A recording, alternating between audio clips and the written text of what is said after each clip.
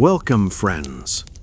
Tonight, we journey north to a world shaped by snow, silence, and survival.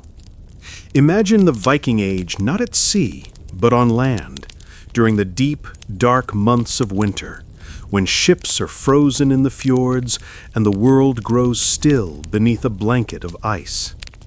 There were no heaters, no fleece-lined boots, and no warm showers waiting at the end of the day. And yet, life continued. Families lit their hearths and shared warmth around open fires. Farmers packed sleds and made slow, frozen journeys to distant markets. Children played on packed snow, wrapped in wool. And everywhere, the cold was not just endured, it was woven into daily life. Tonight, you'll hear how they moved across the land without wheels, how they traded goods wrapped in straw, and how firelight became more than warmth. It became hope. This is not a tale of conquest or raiding, but of quiet, determined survival in a world with no modern comforts. So settle in. Let the wind howl outside your window, and let the steady footsteps of history walk with you through the snow-covered paths of Viking winter. This is brutal cold and no modern comforts. How did they survive in Viking times? Welcome to the journey. A frozen fjord awakens. Morning in a Viking hamlet. The world is a canvas of gray on gray. The sky, the sea, the stone, all share the same muted, pre-dawn color. In a small hamlet huddled at the edge of a Norwegian fjord, the world is held in a deep, frozen stillness. The only movement is the slow, relentless drift of snow from a heavy sky. The only sound is the sigh of the wind as it combs through the dark, skeletal branches of the pines. Inside the longhouse, the heart of the hamlet, life begins not with an alarm, but with a shiver. A man stirs on a wooden sleeping platform, pulling a heavy bearskin or sheepskin pelt tighter around his shoulders. The cold is not just outside, it is a guest in the house, a presence that has settled into the very timbers of the building. He opens his eyes. His first sight is the faint, pulsing orange glow from the center of the hall. It is the heart of the longhouse, the long fire, which has been carefully banked with turf and embers to smolder through the night. It has not died, and this is the first small victory of the day. He takes a breath, and the air he exhales is a plume of white mist, a ghost in the dim, cold air of the hall. The air is thick, a complex cocktail of smells. It smells of wood smoke, a scent so pervasive it has soaked into the wool of his clothes, the leather of his boots, and the very skin of his body. It smells of old, sour beer, of unwashed bodies, of damp wool and fur, and it smells faintly but unmistakably of the livestock who share this space. Their warm animal scent, a familiar part of the domestic atmosphere. Ice, delicate and feathery, clings to the inside of the timber walls, a lacework of frost that marks where the cold has breached their defenses. The great wooden beams of the roof, blackened with a century of soot, creak and groan under the immense, silent weight of the snow that has accumulated on the turf above. The house is a living thing, and it is groaning in its winter sleep. Slowly, quietly, the man rises. He is already dressed in a simple, long-sleeved wool tunic, having slept in his clothes for warmth. His feet, wrapped in pieces of cloth, find the hard-packed earth floor, which is strewn with a layer of straw and rushes. The floor is cold as stone. His first action of the day is to tend the fire. He moves to the long, shallow pit in the center of the hall. He gently stirs the embers, uncovering the brightest of the glowing coals. He adds a handful of dry tinder, birch bark, perhaps, which is full of flammable oil. He blows on it, a long, steady, patient breath, his beard frosty with the effort. A small flame flickers to life, a fragile, dancing thing in the immense darkness of the hall. He carefully adds small, split pieces of kindling, then a larger log of pine or birch.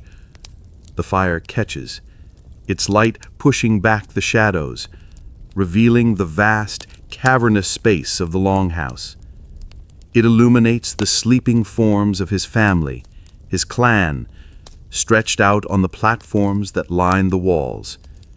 It glints off the surface of a bronze cauldron and off the iron hoops of a barrel.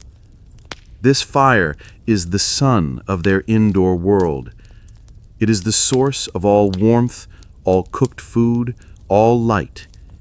Its rebirth in the morning is a sacred, essential ritual. As the flames grow higher, the deep, resonant cold of the longhouse begins its slow, grudging retreat. The day has not truly begun until the fire is awake. Wool, fur, and layers. Viking winter fashion for survival. In the unforgiving climate of the Viking North, clothing was the primary architecture of survival. It was a multi-layered, meticulously crafted system designed not for style, but for the brutal, practical purpose of keeping the body's precious heat from escaping into the frozen air.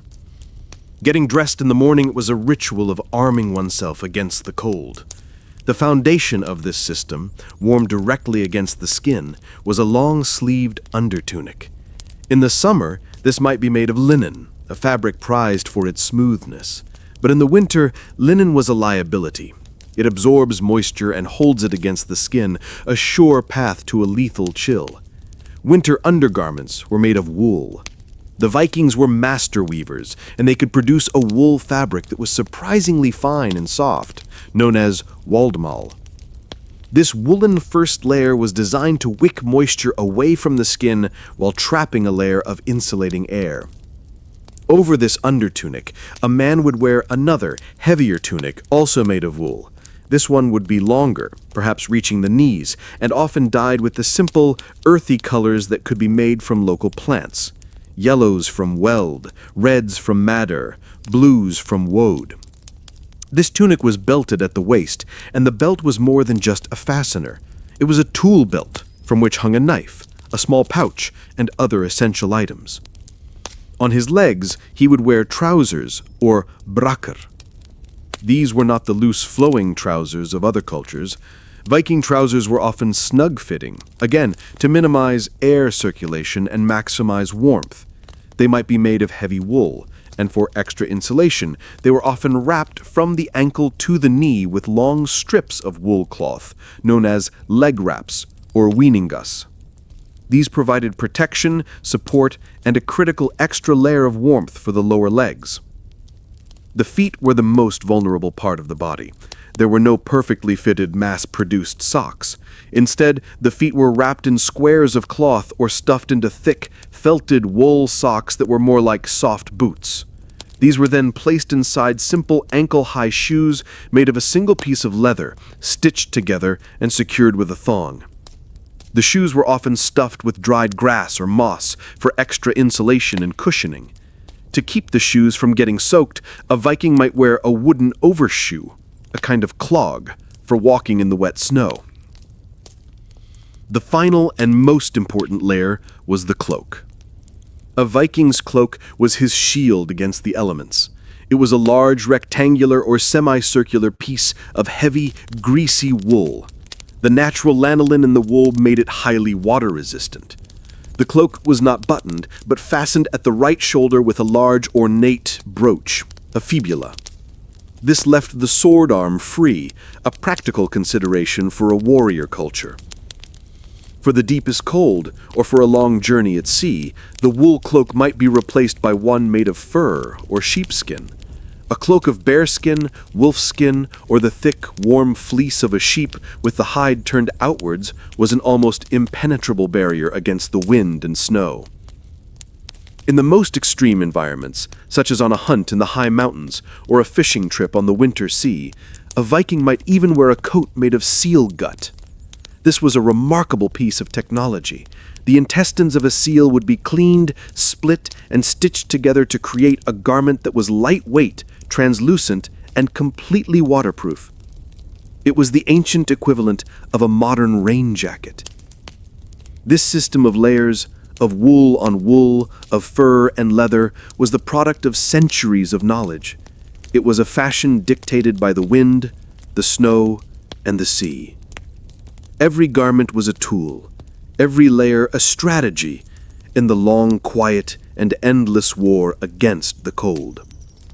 Fire at the center, the hearth that held the clan together.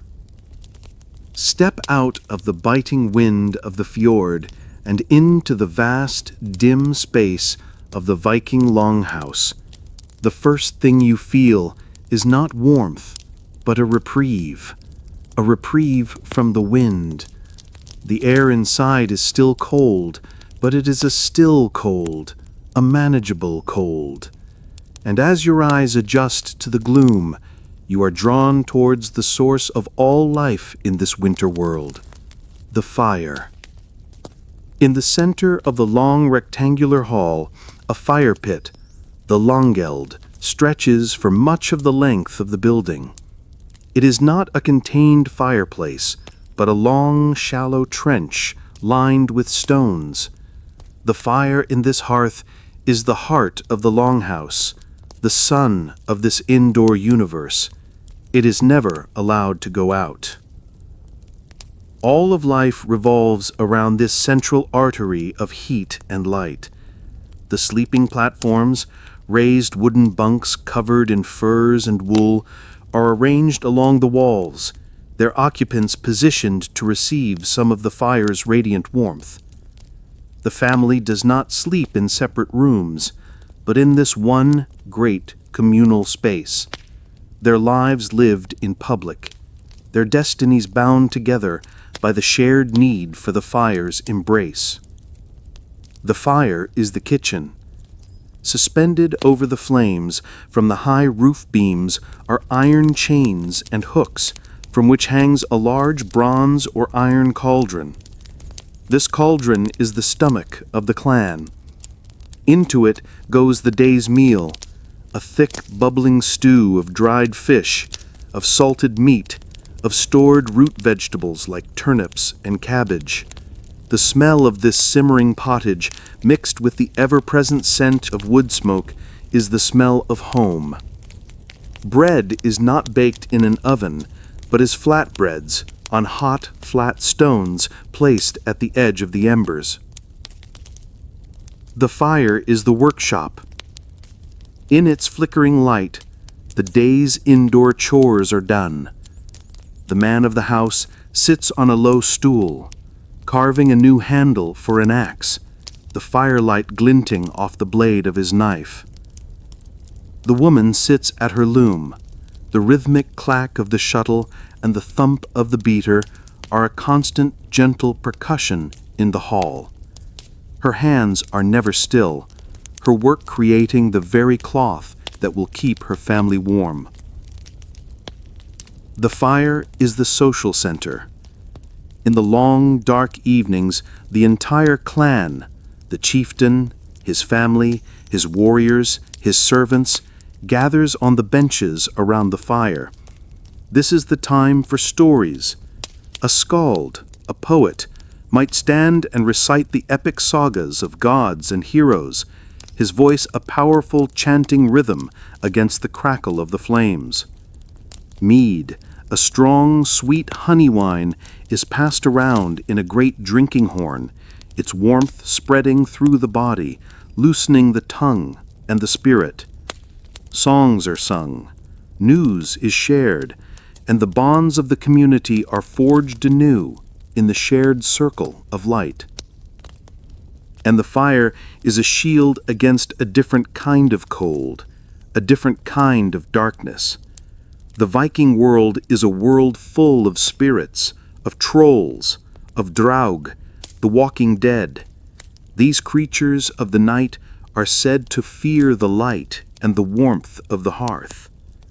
The fire is a sacred protective barrier, a small, defiant circle of human order in a vast, chaotic, and often malevolent supernatural world. To keep the fire burning is to keep the darkness at bay, both literally and spiritually. The roof leaks, the floor freezes. What longhouses were really like. The word longhouse conjures an image of a grand feasting hall, a place of heroic camaraderie. And it was that. But for the people who lived in it, day in and day out, it was also a home. And that home, by our standards, was a dark, damp, crowded, and profoundly rustic dwelling, a structure that was as much a barn as it was a palace. Let us look more closely at the construction of this iconic Viking building. The frame is of timber, great, heavy posts of oak or pine supporting a high, arching roof. The walls are not solid wood. They are often of wattle and daub, a woven lattice of branches plastered with a mixture of clay, sand, and animal dung. Or in the colder regions, the walls are of thick, insulating turf, or a combination of timber and stone. The roof is the most critical element. It is a steep A-frame designed to shed the heavy snows of winter. It is covered not with tiles or shingles, but with a layer of birch bark for waterproofing, and then, on top of that, a thick layer of living turf. In the summer, this turf roof might sprout grass and wildflowers, making the house seem like a natural extension of the landscape itself. But this organic structure is far from perfect. It is in a constant, slow state of decay. The turf roof is heavy, especially when soddened with rain or snow, and it puts immense pressure on the timber frame below. And it leaks. The image of a perfectly dry, cozy hall is a romantic one. The reality, especially during a thaw or a long rain, is the slow, steady, and maddening drip, drip, drip of water from the ceiling. A well-placed bucket or a strategically shifted sleeping pallet is a constant part of domestic life. The floor is not wood. It is hard-packed earth. It is cold, it is damp, and it is impossible to ever get truly clean. It is covered with a layer of straw or rushes, which provides some insulation and absorbs some of the mud and grime. But this flooring is a living thing, full of insects and the spilled refuse of daily life. And the longhouse is not just a home for people. In many cases, one end of the hall is given over to the family's most valuable livestock. The cows, the goats, the sheep, they are brought inside for the winter, especially during the harshest weather. There might be a low wooden partition separating the human and animal quarters, but there is no real barrier. This arrangement is deeply practical. The animals are protected from the cold and from predators like wolves, and their body heat, the collective warmth of a dozen large animals, contributes significantly to the overall temperature of the hall. They are living, breathing furnaces. But this also means that the longhouse is, in part, a barn. The smell of manure, the sound of a lowing cow in the middle of the night, the rustle of the animals in their stalls, these are inseparable parts of the domestic experience. The floor in the animal end of the hall is a mire of dung and soiled straw, which is mucked out periodically and added to the midden heap outside. The space is crowded. An entire extended family or clan lives under one roof. The chieftain and his immediate family might have a slightly more private, enclosed sleeping area, but for most, life is lived in the open. There is no privacy for conversations, for arguments, for intimacy. Everything is witnessed, everything is overheard. And it is dark. The only sources of light are the central fire and perhaps a few small, smoky tallow lamps. Eating the wind, Viking winter diets of dried fish and fermented sheephead. The Viking summer is a time of bounty. The seas are full of fish, the pastures are green, and the small fields yield their meager crops of barley and rye. But the Viking knows that this abundance is fleeting. The shadow of winter is always present, and survival depends on the ability to capture and preserve the bounty of the summer, to make it last through the long, lean, hungry months when the land and the sea give nothing. The Viking winter diet is a testament to their genius for preservation. It is a cuisine of salt, of smoke, of air, and of fermentation. It is a diet that is strong in flavor and often challenging to the modern palate. The most important staple, especially for the coastal communities, is fish. In the summer, the cod and the herring are caught in vast numbers. They are then prepared for the winter. The most common method is to dry them. The fish are gutted and then hung up on great wooden racks, exposed to the constant, cold, dry wind of the north. The wind and the low sun slowly desiccate the fish until it is as hard and as light as a piece of wood. This is stockfish. It is almost pure, preserved protein, and if kept dry, it can last for years. To eat it, the stockfish must be rehydrated, a process that can take days. It is soaked in water and then often pounded with a mallet to break down its tough fibers before being boiled into a stew. The taste is intensely fishy, the texture chewy. It is not a delicacy, but it is a life-saving source of nourishment. Meat from their herds of cattle, sheep, and goats is also preserved. The autumn slaughter is a critical time. The meat is cut into strips and heavily salted, or it is smoked for days in a special smokehouse, the wood smoke slowly curing the meat and imparting its rich flavor. This smoked and salted meat, like the dried fish, can last through the winter, a precious reserve of fat and protein. The Vikings are also masters of dairy. The milk from their cows and goats is rarely drunk fresh. It is immediately turned into products that will last. It is soured to make a thick, yogurt-like substance called skyr. It is churned into butter, which is then heavily salted.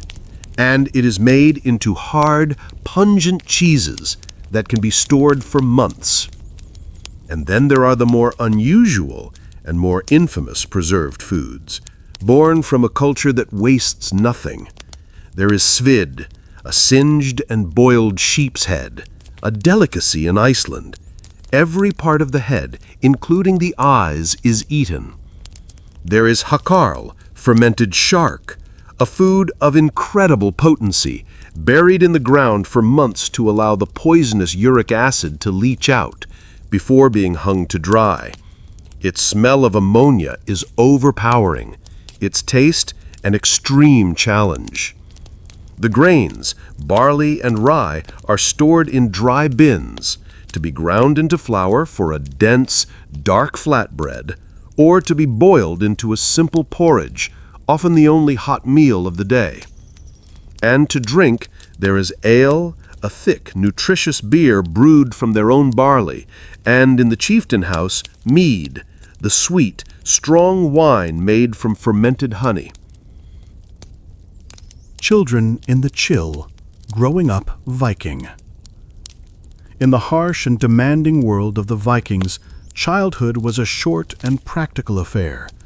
A child was not seen as a delicate flower to be sheltered, but as a future warrior, a future farmer, a future mother. Their upbringing was not one of coddling, but of toughening, and the winter was the great teacher.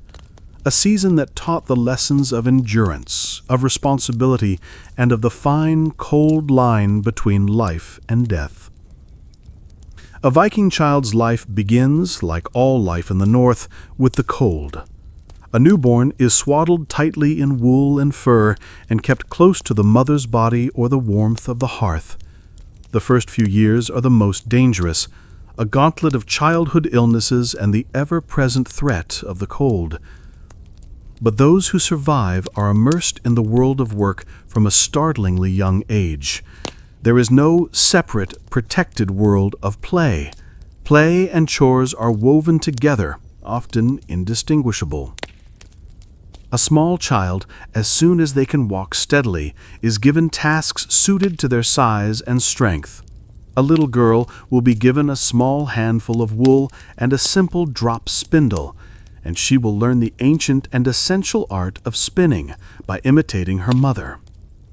A little boy will be given a small dull knife and a piece of wood, and he will learn to carve, to make the simple tools and objects that the household needs. As they grow older, their responsibilities increase. The children are the keepers of the smaller livestock. It is their job to take the goats out to forage for what little winter greenery they can find at the edge of the forest, their small, bundled figures a familiar sight in the snow. They are responsible for feeding the chickens and for collecting the precious eggs. They are also responsible for the endless, small chores that keep the household running. They are sent to fetch water from the frozen stream, to gather fallen twigs and branches for the fire, to help their mother grind the grain. Their hands, like their parents, are calloused and chapped from the cold and the work. Play, when it happens, is a training for the adult world. Boys play at fighting, their wooden swords and shields a direct imitation of their fathers. They have wrestling matches in the snow, learning the lessons of strength, of balance, of how to win and how to lose. Girls play with dolls, but their play is a rehearsal for motherhood, for the domestic skills they will need to run a household of their own. They are taught the stories, the sagas, the myths of their people. In the long, dark evenings, they huddle by the fire and listen to the tales of Odin and Thor, of brave heroes and cunning gods. These are not just entertaining stories. They are a moral education. They teach a child about courage, about loyalty, about the importance of one's reputation, and about the fatalistic worldview that is at the heart of their culture. The winter itself is their greatest teacher. They learn to read the weather in the clouds. They learn to recognize the tracks of a fox in the snow. They learn the names and the uses of the hardy winter plants. They learn from a very young age a deep and abiding respect for the power of the cold. They learn that a moment of carelessness, a wet foot, a lost mitten, can have serious consequences. Battling the sea ice. Viking sailors versus winter waters. The Viking is inseparable from his ship. The long ship, with its sleek lines and its dragon prow, is the symbol of his power, his reach, and his adventurous spirit. In the summer, these ships are the masters of the sea, carrying raiders and traders to the far corners of the known world. But what happens when winter descends upon the north? What happens when the sea itself begins to freeze? For most, the winter is a time to pull the great longships out of the water. They are dragged ashore on wooden rollers and placed in long, protective boathouses, or nausts. Here, sheltered from the snow and the ice, the work of maintenance and repair begins. The hull is checked for damage, the tarred ropes are inspected, the intricate carvings on the prow are retouched. The winter is a time of preparation for the next season of sailing. But not all seafaring stops. The sea is a source of life, and even in the winter it offers a bounty to those brave enough to seek it. The Viking does not fear the cold water. He respects it. Let us imagine a small crew of men in a smaller, sturdier fishing vessel, a knar or a faring, pushing out into the fjord on a clear, cold winter's day. The air is so cold it feels sharp in the lungs. The water of the fjord is a dark, inky black, and it is lethally cold. To fall into this water is to die in a matter of minutes. The sea itself is a different creature in the winter. Great plates of sea ice or floes drift with the current, a constant shifting obstacle course. The helmsman must be skilled and vigilant, steering the boat through the narrow channels of open water, his hands raw on the wooden tiller. A freezing fog can descend with a terrifying speed, reducing visibility to a few feet, turning the familiar landmarks of the coastline into ghostly, uncertain shapes. The sailor must navigate by the feel of the swell, by the direction of the wind, by a deep, instinctual knowledge of the water. The work on the boat is a battle against the ice. The spray from the waves freezes instantly where it hits the hull and the rigging, coating everything in a slick, heavy layer of rime. The ropes become stiff and difficult to handle. The sail, if they are using one, can become a frozen, unmanageable board. The men are bundled in their thickest wool and fur. A coat of seal gut might be worn over their clothes as a waterproof layer. Their hands, even in thick mittens, are numb with the cold as they handle the wet fishing lines. Keeping the spirits warm. Mead, songs, and winter rituals. The Viking winter is a battle fought on two fronts. There is the external battle against the cold, the snow, and the hunger, and there is the internal battle against the darkness, the monotony, and the deep, creeping gloom of the endless nights. To survive the winter, the Viking must keep not only his body warm, but his spirit as well. This is done through the powerful communal rituals of the feasting hall. As darkness falls, which it does in the early afternoon, the clan gathers in the longhouse. The day's hard, solitary chores are done. The evening is a time for community, a time to draw together against the great, empty darkness outside. The long fire is built up, its flames leaping high, casting a warm, dancing light on the faces of the people gathered on the benches. This light itself is a form of medicine, a powerful antidote to the oppressive gray of the winter day. And then the drinking horn begins its slow, circular journey around the hall. It is filled with ale, the thick, nutritious beer that is the daily drink. Or, on a special occasion, it is filled with mead, a sweet, potent wine made from fermented honey. The alcohol is a source of warmth, of calories, and of a temporary, welcome escape from the hardships of the day. The drinking is not a quiet, solitary affair. It is a ritual. As the horn is passed, toasts are made. A man might raise the horn to honor the chieftain, or to the memory of a fallen comrade, or to the gods. He might make a boast, a gilp, of a great deed he has done or will do. These toasts and boasts are a way of reaffirming the bonds of loyalty and the values of their warrior culture. As the mead takes hold, the mood in the hall becomes warmer, louder, and then the music begins. A man might take up a simple, two-stringed lyre, the talharpa, and play a droning, hypnotic tune, or he might simply begin to chant. This is the time of the skald, the poet and storyteller. He is a figure of immense importance in Viking society. He is the keeper of the clan's history, of its myths, of its honor. He stands in the center of the hall, his voice a powerful rhythmic instrument, and he recites the great sagas. He tells the stories of the gods of Asgard, of Odin, the All-Father, wise and cunning, of Thor, the thunder god, strong and brave. He tells of their battles with the frost giants, the very personification of the destructive forces of winter. These are not just stories. They are a way of making sense of the world, of seeing their own struggles reflected in the cosmic battles of the gods. The snow burial, death in winter. In the Viking world, death is not a stranger. It is a familiar presence, met on the battlefield, on the stormy sea, and in the cold of the winter longhouse. But while the warrior's death in battle is a glorious thing, a death in the depths of winter presents a unique and difficult set of challenges.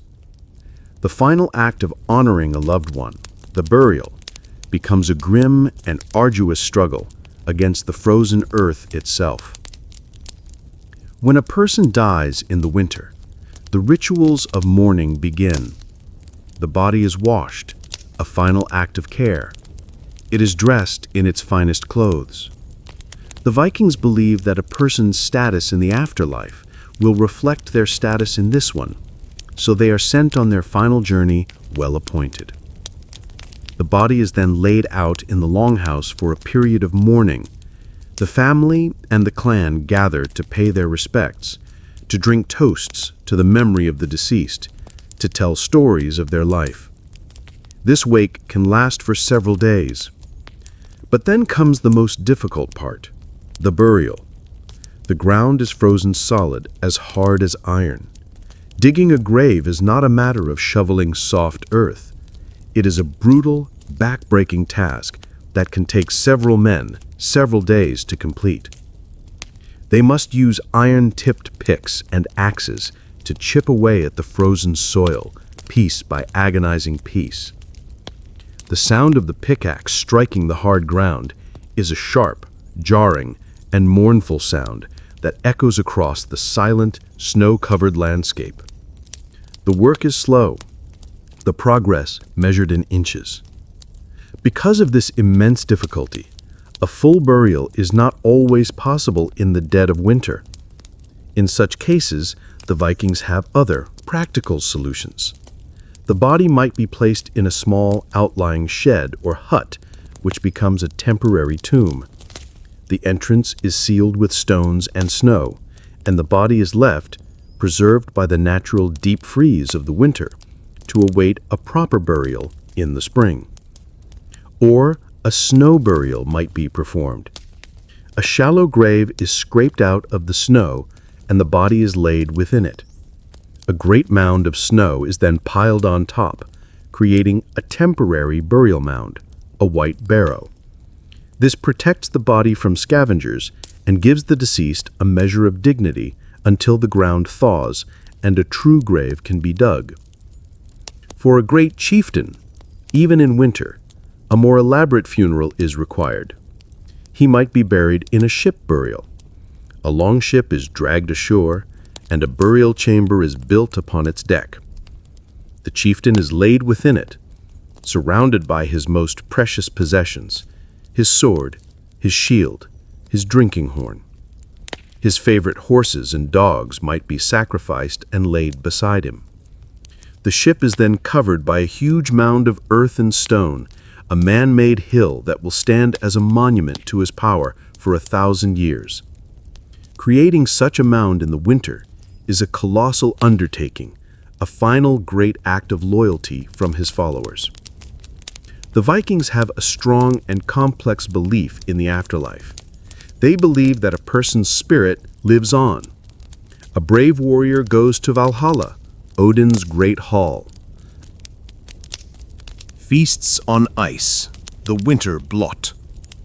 The Viking winter is not just a time of passive endurance, it is also a time of active, powerful, and bloody engagement with the gods. At the heart of the Norse pagan religion is the blot, the sacrifice. And the most important of these sacrifices take place in the depths of winter, at a time when the world is at its darkest and the need for divine intervention is at its greatest. The great winter blot, which would later be absorbed into the Christian festival of Yule, is a major communal event. It is a time for the clan, or even multiple clans, to gather at a sacred place. perhaps a grove of ancient trees or a circle of standing stones. The air is bitterly cold, but the atmosphere is one of solemn and sometimes fearful celebration. A great bonfire is lit, its flames leaping high into the dark, star-filled sky, a beacon of human defiance against the encroaching night. The purpose of the bloat is to give a gift to the gods, to nourish them with the life force of a living creature, and in doing so, to win their favor. The Vikings believe in a reciprocal relationship with their deities. They give to the gods so that the gods will give back to them. The most common sacrificial victims are animals. A fine horse, an animal sacred to the god Odin, or a large ox, a symbol of strength and fertility, is led to the sacred site. The Gothi, the priest or chieftain who leads the ceremony, consecrates the animal to the gods. He then performs the sacrifice, a swift and efficient act with a ceremonial axe or knife. The blood of the animal, the hlaut, is collected in a large bowl, the hlautbuli. This blood is the most potent part of the sacrifice. It is the very essence of life. The Gothi takes a special sprinkler, the hlautain, made from twigs, and dips it into the blood. He then sprinkles the blood on the altar, on the statues of the gods, and on the people who have gathered. To be touched by the sacrificial blood is to be blessed, to be brought into direct contact with the divine. After the ritual of the blood, the practical part of the feast begins. The carcass of the sacrificed animal is butchered and cooked in great cauldrons over the bonfire. This is a time of rare abundance. The entire community will share in a feast of fresh meat, a powerful and welcome change from the winter diet of dried fish and salted pork. Great horns of mead and ale are passed around. The atmosphere becomes more boisterous. Songs are sung, stories are told. But the sacred nature of the event is never forgotten. This is not just a party. It is a communal meal with the gods themselves. The winter blot is a prayer for survival. The people are asking the gods for a mild winter, for the safe return of the sun, for fertility in their livestock, and for good fortune in the year to come. In the darkest and most desperate of times, the sagas tell of an even more terrible and potent form of sacrifice. There are stories of human victims being offered to the gods, a king sacrificing his own son to end a famine, or prisoners of war being hanged in a sacred grove as an offering to Odin. While the extent of this practice is debated, frozen feet and calloused hands, life without socks that fit. We often think of Viking hardiness in terms of grand feats, of crossing stormy seas, or of courage in battle. But perhaps the truest measure of their endurance can be found in the small, daily, and unrelenting discomforts they faced, especially in the winter. It is a life without the soft, simple comforts we take for granted, a life of frozen feet and calloused hands. Let us consider the simple act of walking. For a Viking, the connection between the foot and the frozen ground is a direct and often painful one. Their shoes are not the sturdy, insulated, waterproof boots of the modern world. They are simple, soft-soled shoes, usually made from a single piece of hide, from a cow, a seal, or a reindeer, that is folded around the foot and stitched together. These shoes offer little protection from the deep cold of the snow and ice. The leather gets wet, and then it freezes, becoming stiff and hard as a board. To combat this, the Viking relies on a system of layers, not just for his body, but for his feet. There are no finely knitted, perfectly fitting socks. The first layer is a foot wrapping, a square of wool or linen cloth that is carefully and skillfully wound around the foot. Over this, they might wear a thick, sock-like slipper made of felted wool, and the entire shoe is then stuffed with a natural insulating material. The most common is dried grass or sedge grass, which is harvested in the summer and carefully stored for the winter.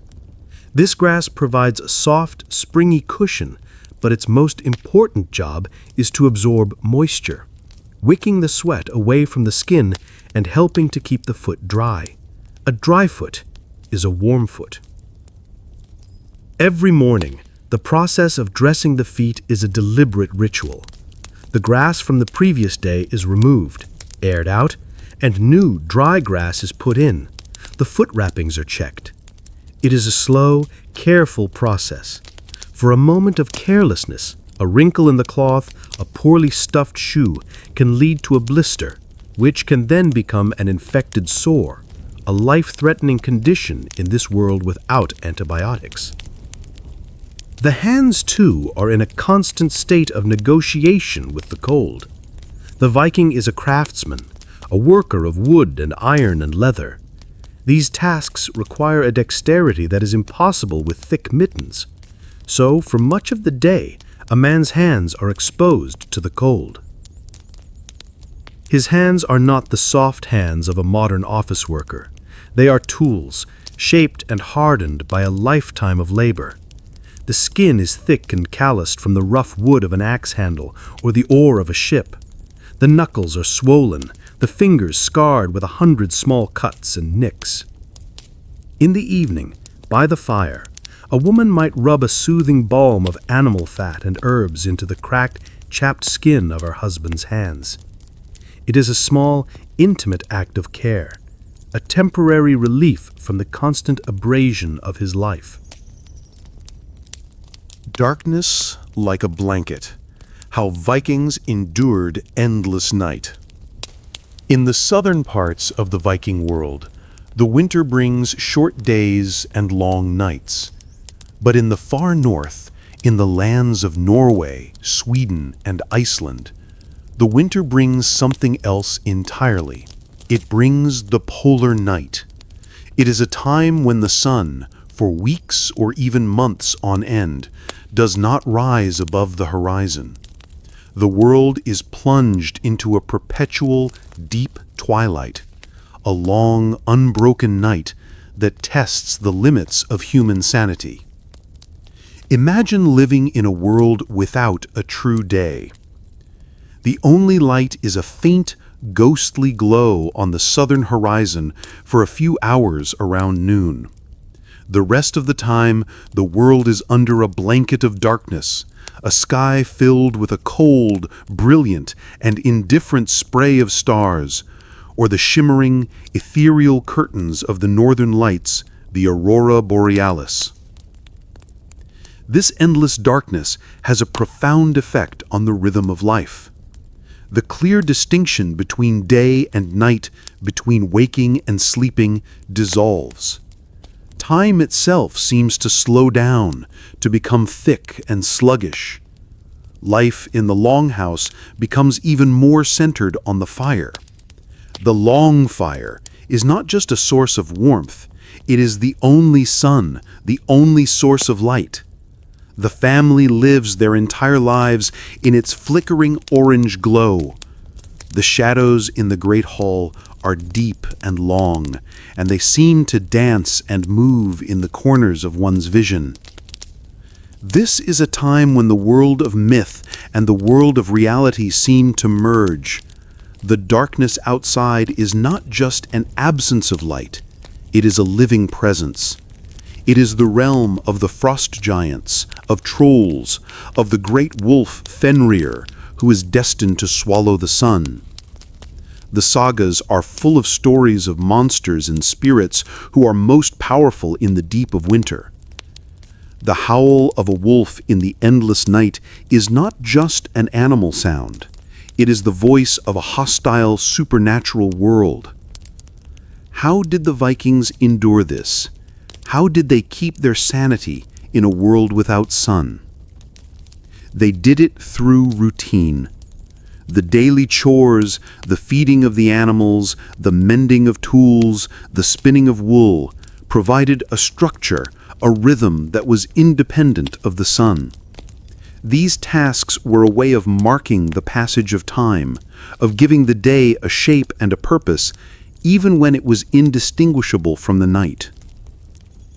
They did it through community. The enforced intimacy of the longhouse, which could be a source of friction, was also a powerful source of psychological support.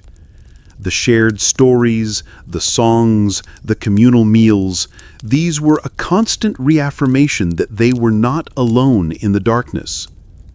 They did it through feasting and ritual. The great winter feasts, the blots, were a deliberate and defiant act of light and life against the encroaching darkness. The great bonfires, the hearty food, the strong mead, it was all a way of creating their own internal sun. And they did it through a deep, fatalistic resilience. The Norse worldview did not promise a world of comfort or ease. It was a worldview that accepted hardship, that saw life as a struggle. The darkness was just another challenge to be endured, another giant to be fought. To live through the polar night was to be remade by it. It was to develop a different relationship with the dark, to learn to see in the subtle gradations of moonlight and starlight. It was to find a rhythm within oneself when the world outside offered none. Trading through the storm, winter markets and frozen roads. Even in the depths of the frozen winter, the human need for connection and commerce does not entirely cease. While the great longships are laid up for the season, a different, slower, and more localized form of trade continues. The Viking winter economy is one of necessity, of scarce goods, and of the incredible hardiness of the people who moved those goods across a frozen world. The primary arteries of this winter trade are not the open seas, but the frozen rivers and the snow-packed roads.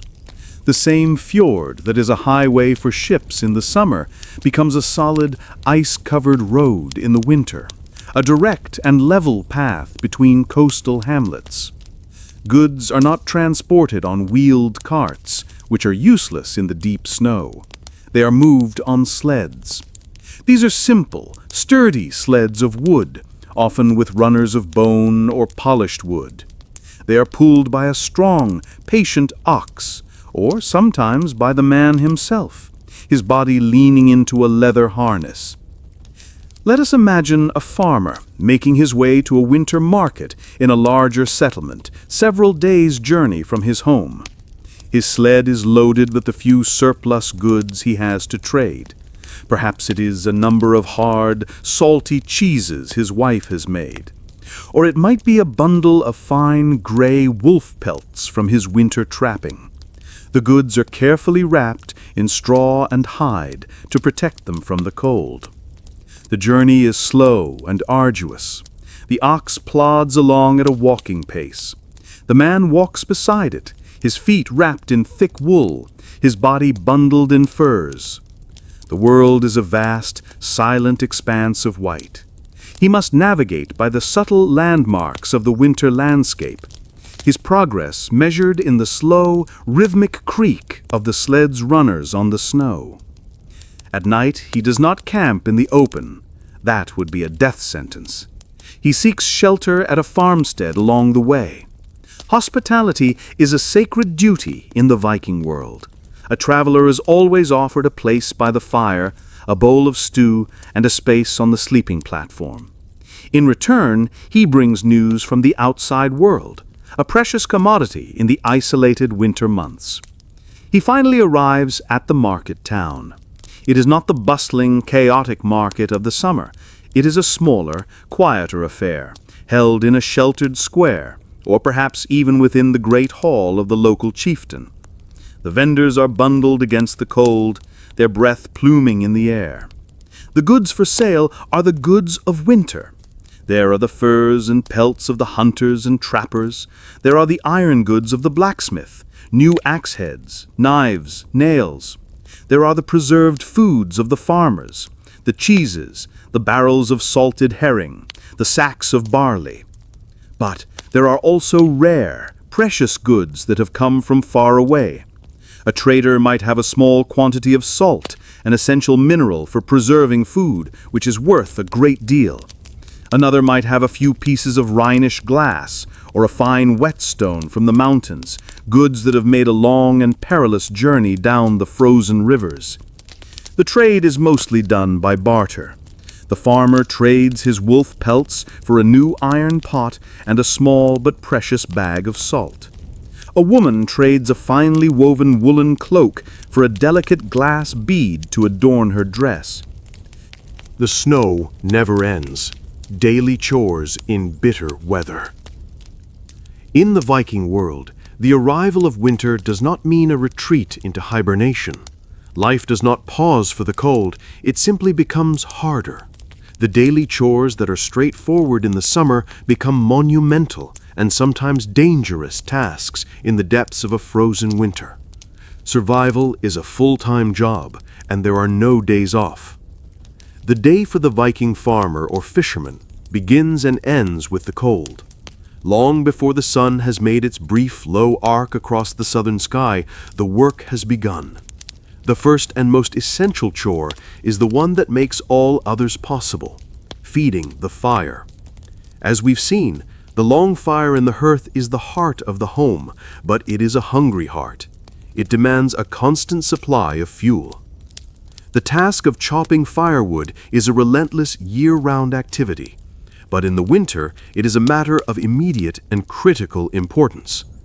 A man will spend a significant part of his day with an axe in his frozen fingers.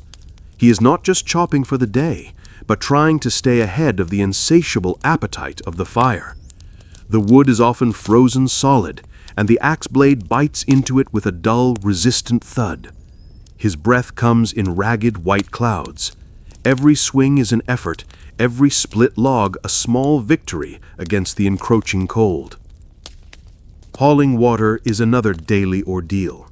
The local stream or spring is likely frozen over. A hole must be chopped in the ice each morning, a jarring, difficult task. The water that wells up is impossibly cold. It is hauled back to the longhouse in wooden buckets, the water sloshing and freezing to the sides. This water is essential for drinking, for cooking, and for the animals.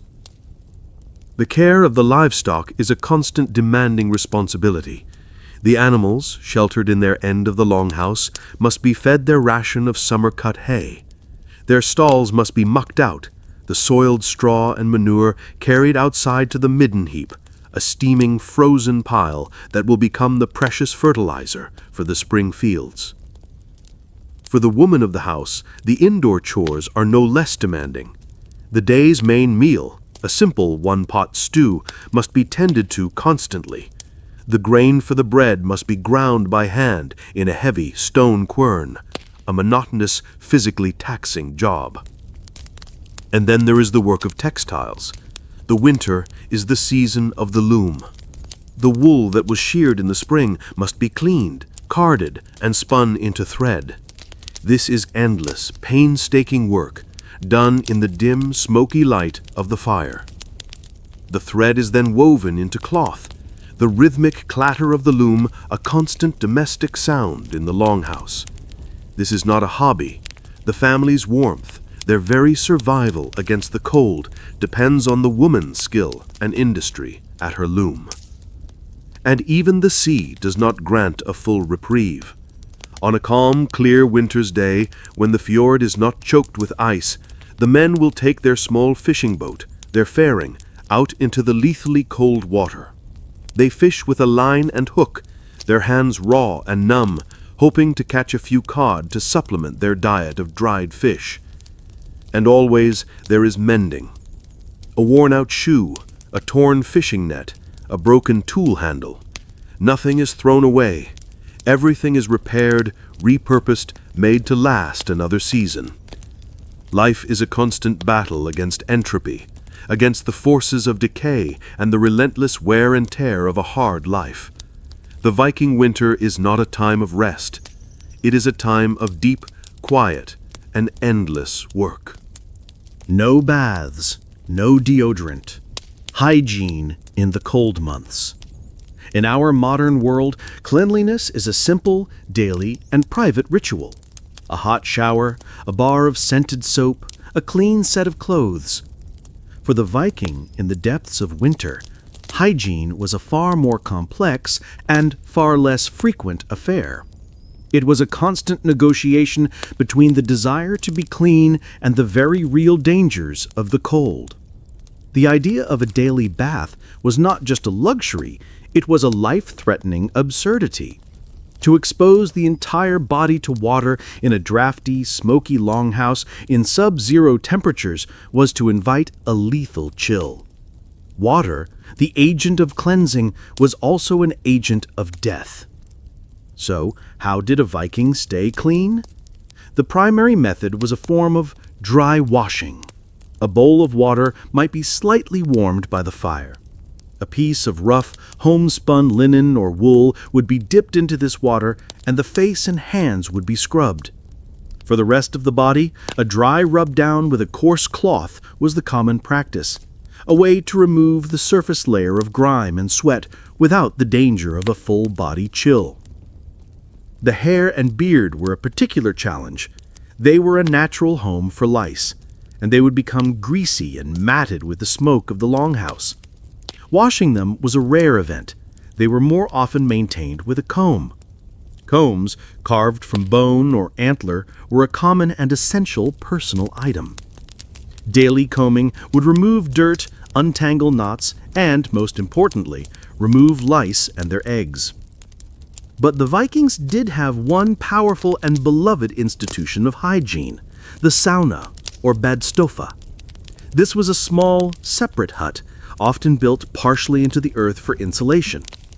In the center was a large pile of stones. A fire would be built to heat these stones until they were glowing red hot. The sauna was a place of intense, almost sacred heat. The family would strip off their clothes and enter the small, dark, and incredibly hot chamber. Water would be ladled onto the hot stones, producing a huge, billowing cloud of steam, the loilu. This steam, combined with radiant heat from the stones, would induce a deep, cleansing sweat. The sweat was the cleaning agent. It poured from the body, pushing out the dirt that was lodged deep in the pores. The Vikings would use bundles of birch twigs, or vichta, to gently beat their skin, stimulating the circulation and helping to slough off the dead skin cells. After sweating for a time in the intense heat, they would do something that seems, to us, like madness. They would run out of the sauna and plunge into a snowdrift or into a hole cut in the ice of a frozen lake. This shocking, invigorating contrast of extreme heat and extreme cold was seen as a powerful tonic for the body and the spirit. It closed the pores, stimulated the blood flow, and left the bather with a feeling of profound cleanliness and vitality. The sauna was not a daily event. It was a weekly ritual, a special occasion. It was a place of social gathering, of relaxation, and of a deep, almost spiritual purification. It was a brief, welcome escape from the smoke and the grime of the longhouse. So, for most of the winter, the Viking lived with a level of personal odor that we would find overwhelming. The smell of unwashed bodies, of greasy wool, of wood smoke, this was the normal scent of humanity. But in the ritual of the sauna, they had a way to, for a brief time, steam, sweat, and shock themselves into a state of pure, primal cleanliness. Nightmares by firelight, Norse ghosts and winter fears. The long, dark nights of the Viking winter are a time for storytelling. But not all the stories told by the fireside are of brave heroes and noble gods. The darkness is also populated by a host of other, more malevolent beings, creatures of myth and nightmare that seem all too real when the wind is screaming outside and the shadows in the longhouse dance and flicker. The Viking world is a world that is thin, a place where the barrier between the realm of the living and the realm of the supernatural is easily breached. And the winter is the time when that barrier is at its thinnest. One of the most profound fears is the fear of the dead who do not rest easy. This is the Draugr. The Draugr is not a wispy, ethereal ghost. It is a corporal, animated corpse, a creature of immense physical strength and malevolent intelligence. It is the body of a dead man, often a powerful and greedy man in life, who is reanimated to guard his burial mound and to terrorize the living. The sagas are filled with chilling tales of heroes who must do battle with a Draugr. These creatures can swell to a massive size, they possess superhuman strength, and they can only be killed by being decapitated. Their head placed at their buttocks so they cannot find their way back to their body. To meet a Draugr on a lonely path on a winter's night is to meet a gruesome and certain death. The darkness is also the realm of the trolls, monstrous, ugly creatures of the mountains and the deep woods. They are immensely strong, but dim-witted, and they hate the sound of church bells and the light of the sun, which can turn them to stone. They are a threat to travelers and a source of chaos and destruction. And then there are the wolves. The wolf is a very real, physical threat to the Viking herds and sometimes to the people themselves. But it is also a creature of myth. There is the great wolf Fenrir, the monstrous son of Loki, who is destined to swallow Odin at Ragnarok, the end of the world. And there are the stories of werewolves, of men who can take the shape of a wolf, their human cunning combined with the animal's ferocity. The howl of a wolf pack in the deep of a winter's night is a sound that chills the soul, a sound that blurs the line between the natural and the supernatural. The wind itself is a source of fear. A particularly fierce winter storm is known as a wolf's winter, and riding on the storm winds is the wild hunt, a ghostly procession of spectral hunters and their hounds, led by the god Odin himself. To witness the wild hunt is a terrible omen, a harbinger of war, of plague, or of one's own death. These stories, whispered in the dim, smoky light of the longhouse, are more than just entertainment. They are a way of giving a name and a shape to the deep, primal anxieties of the winter. The Draugr is the fear of the unquiet dead. Sewing by Spark: How Women Kept Warmth Alive. In the grand sagas of the Vikings, the world is dominated by the deeds of men, by the sword, the axe, and the longship. But the survival of the Viking culture depended just as much on a different set of tools, wielded in the quiet, domestic space of the longhouse. These were the tools of the woman: the spindle, the loom, and the needle. The Viking woman was the master of fiber and fabric, and her quiet, patient labor was what kept the warmth, and therefore the life of her family, alive through the brutal winter. The journey from the fleece of a sheep to the cloak on a man's back is a long and incredibly laborious one. And it is a journey that is managed entirely by the women. It begins after the spring shearing. The raw, greasy wool must be cleaned. It is washed in buckets of water, often with stale urine as a cleaning agent to cut through the heavy lanolin. It is then laid out to dry. The next step is carding. The woman takes the cleaned wool and combs it between two hand carders, wooden paddles covered with sharp metal teeth. This process teases apart the tangled fibers and aligns them, preparing them for spinning. Then comes the spinning itself. This is one of the most constant and iconic tasks of a Viking woman. She takes the carded wool and, using a simple drop spindle, a weighted stick, or a slightly more advanced spindle whorl, she twists the fibers into a strong, continuous thread. This is a skill that requires immense patience and dexterity. A woman would often have her spindle with her at all times, spinning as she walked, as she watched the children, her hands never idle. The spun thread is then dyed, using the colors of the natural world: yellows from the weld plant, reds from the root of the madder, blues from the woad leaf. The woman is a chemist, a master of the complex recipes needed to coax these colors from the earth. Finally, the dyed thread is taken to the loom. The Viking loom is a warp-weighted loom, a large, upright frame that leans against a wall of the longhouse. The vertical threads, the warp, are held taut by a row of heavy clay or stone weights at the bottom. The woman then stands before this great harp-like instrument, and with a shuttle she weaves the horizontal threads, the weft, back and forth, back and forth.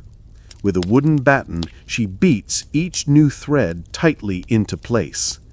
The rhythmic clack thump of the loom is one of the foundational sounds of the longhouse. It is the sound of warmth being created, of order being woven from chaos. The work is slow.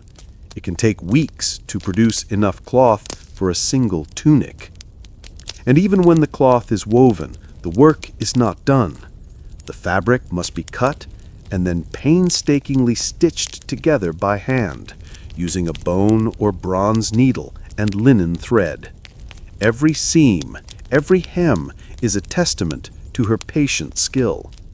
And when the garment is finally worn out, its life is still not over. It is patched, it is mended, and when it can be patched no more, it is cut up and repurposed. Its scraps used for quilts, for children's clothes, for the foot wrappings that keep the winter out of a man's shoes. This is the quiet, essential labor that happens in the dim, smoky light of the fire. It is a work of transformation, of turning the raw stuff of the world into the very fabric of civilization. The Winter Hunt, tracking elk through snow and silence. The winter larder of the Viking longhouse is a fortress against hunger, built on the preserved foods of the summer. But by the deep of winter, the salted meat and the dried fish begin to taste of monotony, of a life lived in the past. The desire for fresh meat, for the taste of something wild and alive, is a powerful one. And so the hunter takes up his bow and his skis and steps out into the great white silence of the winter forest. A winter hunt is a different and far more difficult challenge than a hunt in the summer. The forest is a transformed world. The familiar paths are gone, buried under a deep blanket of snow. The world is a stark, monochromatic landscape of white snow and dark, skeletal trees. The hunter is likely on skis, long wooden boards that allow him to glide over the surface of the deep snow, or on snowshoes, which distribute his weight and keep him from sinking. He is a master of this winter travel, his movements economical and silent. He is dressed in layers of wool and fur, but he must be careful not to sweat, for sweat can freeze and become a deadly enemy. His cloak is often white, a simple but effective camouflage that allows him to blend into the snowy landscape. He is not just hunting, he is reading a story.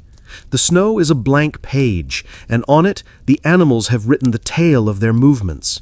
He can see the delicate, hopping tracks of a snowshoe hare, the deeper, more deliberate prints of a deer, the powerful, heavy track of an elk or a moose. He is an expert tracker, able to tell the age of the track, the direction the animal was moving, and even its state of mind, whether it was relaxed or fleeing. The hunt is a game of immense patience. The animals are wary in the winter. Their senses are sharp in the still, cold air. A snapping twig, a careless movement, the scent of a human on the wind, any of these can send them fleeing, and the hunt will be over before it has begun. The hunter moves with a profound, quiet focus. He is not a part of the human world now. He is a part of the forest, another predator moving silently through the snow. His mind is empty of everything but the hunt, his senses alive to every subtle sign. He might track his prey for hours, for a full day, his body growing weary, the cold seeping into his bones. The silence of the winter forest is absolute. The only sound is his own breathing and the soft shoosh of his skis on the snow. And then he sees it, a dark shape against the white, an elk, digging in the snow with its great hooves, searching for the frozen lichen beneath. The hunter freezes. His heart is pounding, but his movements are slow, deliberate, a lifetime of practice taking over. He unslings his bow, a powerful longbow of yew. He notches an arrow, its iron head sharp and deadly. He draws the string back, his muscles straining in the cold. He waits for the perfect moment, the perfect shot. The world seems to hold its breath. And then he releases. The bowstring sings, a single, sharp note in the immense silence. A successful winter hunt is a moment of profound, quiet triumph. It is a victory of skill, of patience, and of a deep, intimate knowledge of the wild. The hunter will butcher the animal in the snow, the steam rising from its warm body into the cold air. He will carry the heavy, life-giving meat back to his home, a hero returning with a bounty that will feed his family and remind them of the wild, rich life that still exists even in the heart of the frozen world. Shipbuilding in the snow, preparing for spring raids. To the outside world, the Viking winter is a time of quiet and dormancy. The great long ships, the terror of the seas, are pulled ashore, and the Viking seems to retreat into a state of hibernation. But this quiet is deceptive, for inside the long, dark boathouses, the nausts, a slow, patient, and essential work is underway. The winter is not a time of rest for the shipbuilder. It is the season of preparation, the time when the weapons of the summer, the great ships themselves, are forged and made ready. Let us step inside one of these cavernous structures built near the shore of the fjord. The building is long and dark, shaped like an upturned ship itself. The air is cold, but it is free from the biting wind. It smells of pine tar, of fresh-cut wood, and of the sea. In the dim light filtering through the high openings, a master shipwright and his apprentices are at work. Their breath fogs in the air. Their work is not fast or loud.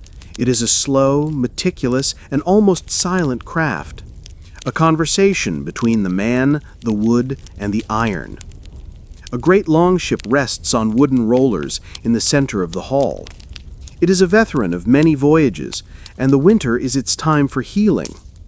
The shipwright moves along its hull, his experienced hands feeling for any weakness, any cracked plank, any loose rivet. He finds a plank that has been damaged, perhaps in a storm or from being dragged ashore. The old, rotten wood must be removed. With a chisel and a mallet, he carefully cuts it out. He then selects a new piece of oak which has been seasoning for years. He is a master of the wood. He knows its grain, its strengths, its character. He uses a plane to shape the new plank, the tool making a soft hissing sound as it shaves off thin curls of wood. The plank must fit perfectly, its edges overlapping with the ones above and below it, in the clinker-built style that gives the Viking ship its unique strength and flexibility. The new plank is then fastened into place. This is done with iron rivets. An apprentice on the inside of the hull holds a heavy piece of iron, a dolly, against the rivet, while the master, on the outside, hammers the end of the rivet over a small iron plate, a rove, clenching the planks together in a powerful, permanent bond. The rhythmic tap-tap-tap of the hammer on the rivet is the heartbeat of the winter workshop. Another essential task is the retarring of the hull. The seams between the planks, which are caulked with wool soaked in pine tar, must be resealed to keep the ship watertight. The pine tar is heated over a small fire until it is a thick, black, bubbling liquid. It is then painted onto the seams with a brush. The smell is pungent and powerful, the smell of the sea and of preservation. The great square sail of wool is taken down and inspected. Any tears are painstakingly mended by the women, their needles working with a patient skill. The heavy rigging, the ropes made of walrus hide or linden bast, are checked for any sign of wear. This is a work of immense skill, of a knowledge passed down through generations. Burrowed warmth, sleeping next to livestock. We return for a moment to the heart of the Viking winter world, the longhouse. We have felt its smoky air, we have seen the flickering light of its central fire. But to truly understand the sensory experience of this space, we must acknowledge the other inhabitants, the silent, four-legged members of the household who share the home through the long, cold months. In many, if not most, Viking farmsteads, the longhouse is a combined dwelling, a structure that is both a home and a barn. One end of the long hall is the living quarters for the human family. The other end, often separated by only a low wooden partition or a simple change in the floor level, is the byre, the winter shelter for the family's most valuable livestock. As night falls and the family settles onto their sleeping platforms, they are not alone. Just a few yards away, in the deeper shadows of the hall, the animals are also settling for the night. There is the family's milk cow, a creature of immense value, a source of life-giving dairy. There might be a few sheep or a handful of goats. This arrangement, which seems so strange and unhygienic to us, is born of a deep, practical wisdom. The first and most obvious reason is protection. The animals are the family's wealth. To leave them outside in the winter is to risk them being taken by a wolf pack or simply succumbing to the brutal cold. To bring them inside is to keep them safe under the family's watchful eye. But the second reason is even more fundamental. It is about warmth. A large animal, like a cow, is a living, breathing furnace. Its massive body generates a significant amount of heat. The collective body heat of a dozen animals trapped within the insulating walls of the longhouse can raise the ambient temperature of the entire building by several degrees. This borrowed warmth is a critical contribution to the family's survival. It means that less precious firewood is needed to keep the hall at a livable temperature. The animals are, in effect, paying for their shelter with their own body heat. The presence of the animals, of course, creates a unique domestic environment.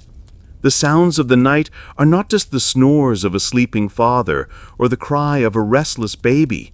It is also the soft, rhythmic sound of a cow chewing its cud, a low, contented moo, the occasional bleat of a sheep, the rustle of their bodies in the straw-filled stalls. These are the domestic background sounds of the Viking night. And then there is the smell. The warm, sweet, slightly grassy smell of their breath mingles with the ever-present wood smoke, and under it the pungent, earthy, ammoniac smell of their manure. This is not a smell that is considered foul or offensive. It is the smell of life, of wealth, of the fertilizer that will bring next year's crops from the earth. To live with one's animals in this way is to have a relationship with them that is profoundly intimate. They are not distant beasts in a field. They are cohabitants, partners in the shared struggle for survival against the winter. The family and the herd are in a very real sense one clan. When the fire died, what a cold night could do. For the Viking family huddled in their longhouse, the central fire is the difference between life and a slow, creeping death by freezing. Keeping it alive through the long winter night is a duty of the utmost importance. But sometimes, through a moment of carelessness or a sudden, violent turn in the weather, the unthinkable happens. The fire goes out. It might be a simple mistake. The person responsible for banking the fire for the night, for covering the embers with a careful layer of turf or ash, does a hasty job. They think the embers are deep enough, hot enough to last until morning. Or it might be an act of the wind. A particularly vicious gust of wind howls down the smoke hole in the roof, a blast of Arctic air that is just strong enough and just unlucky enough to extinguish the last faint glowing heart of the fire. The family is asleep, wrapped in their furs. They do not notice at first. The change is gradual. The radiant heat from the hearth, which had been a constant, comforting presence, is gone. The cold, which had been held at bay in the center of the hall, begins to advance. A person stirs in their sleep, a deep, unconscious shiver running through their body. They pull their furs tighter, but the cold is no longer just outside the blankets. It is inside, a growing, seeping presence. The first person to wake might be the mother, her senses attuned to the subtle changes in the environment. She wakes to a new kind of silence. The familiar, gentle crackle of the smoldering embers is gone. The air in the hall feels different, thinner, sharper, and dangerously cold. She sits up, and her breath is a thick cloud of white in the darkness. She feels a rising panic. She moves to the central hearth. She reaches her hand into the ashes. They are cold, stone cold. The fire is dead. This is a household emergency of the highest order. The family is now defenseless against the full, brutal force of the winter night. The temperature inside the longhouse will begin to plummet, quickly approaching the freezing temperatures outside. A child begins to whimper, their small body unable to generate enough heat to fight off the chill. The parents are now fully awake, their minds racing. The first priority is to get the fire relit, but this is not a simple task in the pitch darkness and the numbing cold. They must find the flint and the steel, their fingers clumsy and stiff with the cold. They must find the driest tinder, but the tinder itself might be damp with the frigid air.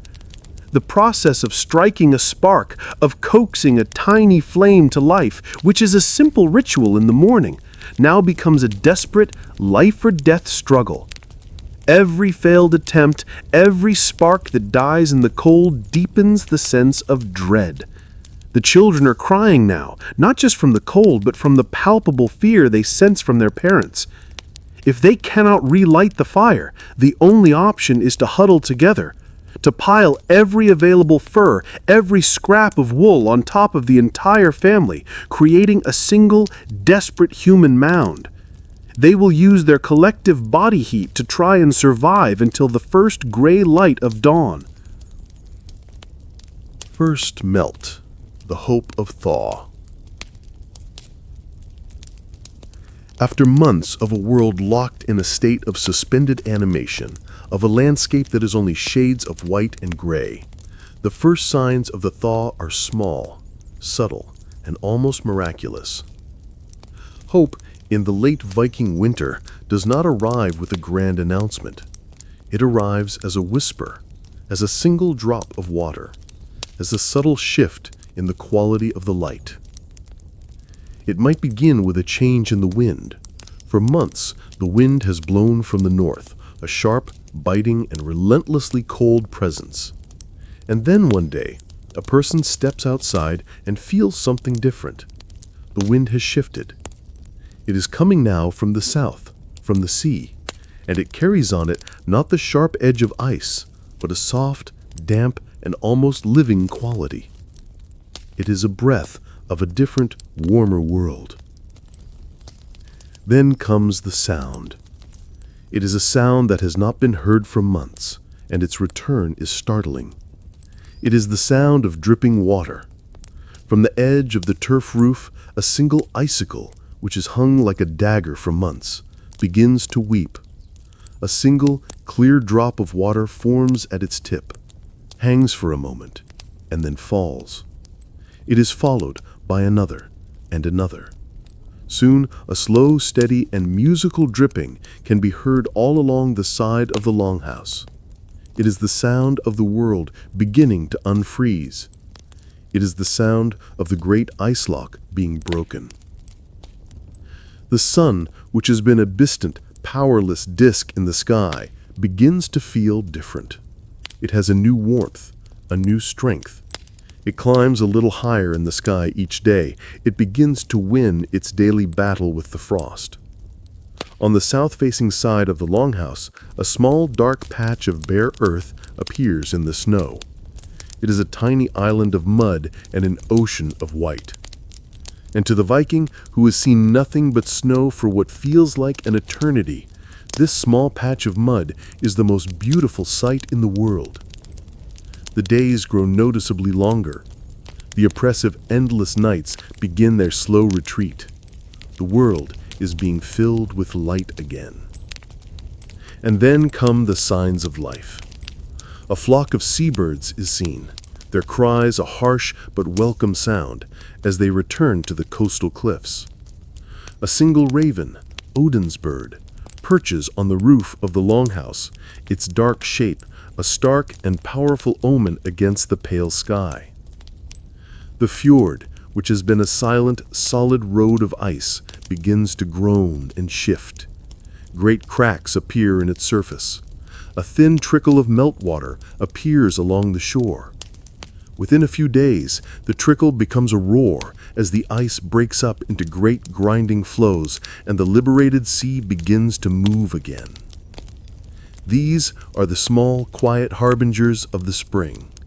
Each one is noted and treasured and shared in the longhouse in the evening. Did you hear the dripping from the roof today? I saw a patch of bare ground by the byre. These small observations are a liturgy of hope. The long siege is ending. The world is coming back to life. The great white silence is being broken by the sound of water and the call of birds. The air itself feels different, full of the smell of damp earth, of salt, and of the promise of new growth. The Viking takes a deep breath of this new air. Icy faith. Prayers to Odin for sunlight. For the Viking, the world is a place of powerful, often warring forces. There are the gods of Asgard, the forces of order and of human society. And there are the giants of Jotunheim, the forces of chaos, of nature at its most destructive. And the winter is the time when the giants seem to be winning. The cold, the darkness, the crushing weight of the ice. These are the weapons of the frost giants. In the face of this overwhelming power, the Viking turns to his own gods, his faith a form of spiritual warmth, a defiant prayer for the return of the sun. The faith of the Viking is not one of quiet, contemplative prayer inside a warm building. It is a faith that is practiced out in the open, in the very heart of the nature they are struggling against. A sacred site might be a grove of ancient, snow-covered oaks, or a circle of great standing stones, their surfaces covered in frost. Let us imagine a chieftain, a Godi, leading his people in a ritual at such a place. The winter solstice, the shortest day of the year, is a moment of profound spiritual importance. It is the moment of the sun's greatest weakness, the point of the deepest darkness. It is a time of immense anxiety, but also of hope. It is the pivot point, the moment when the world will, they pray, begin to turn back towards the light. The clan gathers at the sacred stones. They are bundled in their thickest furs, their breath turning to instant frost in the frigid air. The chieftain stands before the central stone, an altar. He raises his arms to the sky, to a sun that is not there, and he begins to chant. He calls out to the gods. He calls to Thor, the great thunderer, to protect them from the giants.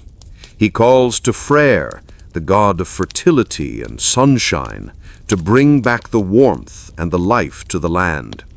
And he calls to Odin, the All-Father, the god of wisdom, of poetry, and of sacrifice, to give them the strength and the knowledge to endure. The prayer is not a meek supplication. It is a demand, a bargain. The Viking relationship with their gods is a transactional one. They will honor the gods, they will give them sacrifice, and in return, the gods are expected to provide their protection and their blessing. The ritual is a way of actively participating in the cosmic struggle.